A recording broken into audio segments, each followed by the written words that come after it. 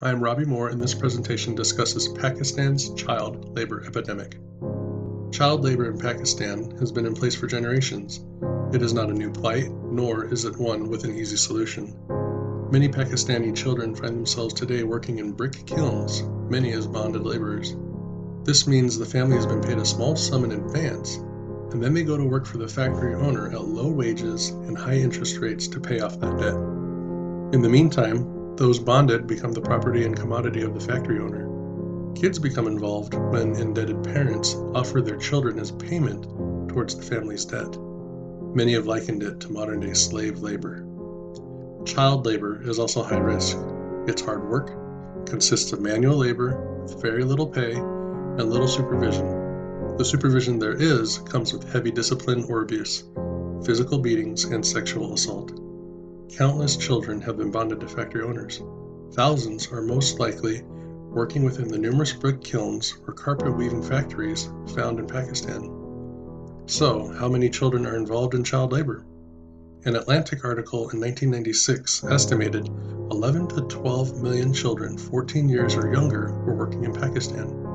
Despite decade-old government legislation, it was reported in 2016 there was still an estimated 12.5 million children working in Pakistan. To put that in perspective, that's more than the estimated populations of both Los Angeles and New York City combined. Child labor is a boon to economic manufacturing in Pakistan because of suppressed wages. The average wage for a child is roughly 1/3 of an adult's. One factory owner was quoted as saying, "Children are cheaper to run than tractors and smarter than oxen." Factory owners also prefer younger children because their high energy and dexterity, combined with low pay, produces high quality products at high profits. So, what accounts for so many children working in Pakistan? Poverty. In an investigative short clip on YouTube, Kamish Suleiman interviewed a poor shopkeeper in Karachi whose 4 kids dropped out of school at 10 and 15 years old. He said, "What can I do? We're poor people and we can't afford it." When asked further why his children didn't study any further, he replied, "No money. We don't have any money." Extreme poverty is an overriding reason why children drop out of school and enter the workforce. Adults earning very little need their children to go earn as well to help support the family as a whole. A Tribune article from June 2016 reported that 40% live in poverty.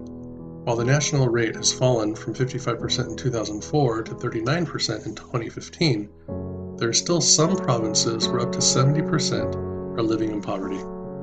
The report also found that a large percentage of the population don't have many of the amenities more prosperous nations enjoy. Pakistan's planning minister, Ahsan Iqbal, said, "It is unfortunate that many millions are still left behind. No matter how good numbers look, such development only caters to the need of the elite and the powerful." Despite the poverty in Pakistan, there have been efforts moving forward to end the terrible epidemic. In 2016, Punjab and Khyber Pakhtunkhwa passed a law stating 15 as the minimum age for employment, with 18 being the minimum for hazardous work. Sindh followed in 2017. These steps are the early steps of many in following the United Nations aggressive plan on ending child labor by 2025. Also, new laws have been enacted with punishments of up to 3 years and 100,000 rupees, roughly $1,500 for those found violating child labor laws. Also showing positive strides, in an article from February 2018, Pakistan Today reported that 32 bonded children were recovered from brick kiln factories. They ranged in age from 5 to 17 years old. Those running the kilns and factories were arrested, and the children were taken into federal custody. They will be placed in circumstances that will allow them to attend school. These releases are occurring more and more frequently. As discussed, poverty plays a major role in Pakistan's child labor problem. Drastic changes need to be made. Proper attention to basic societal needs, as well as renewed focus on funding education for all the children of Pakistan, will only help the youth imprisoned within a lifestyle that no human deserves.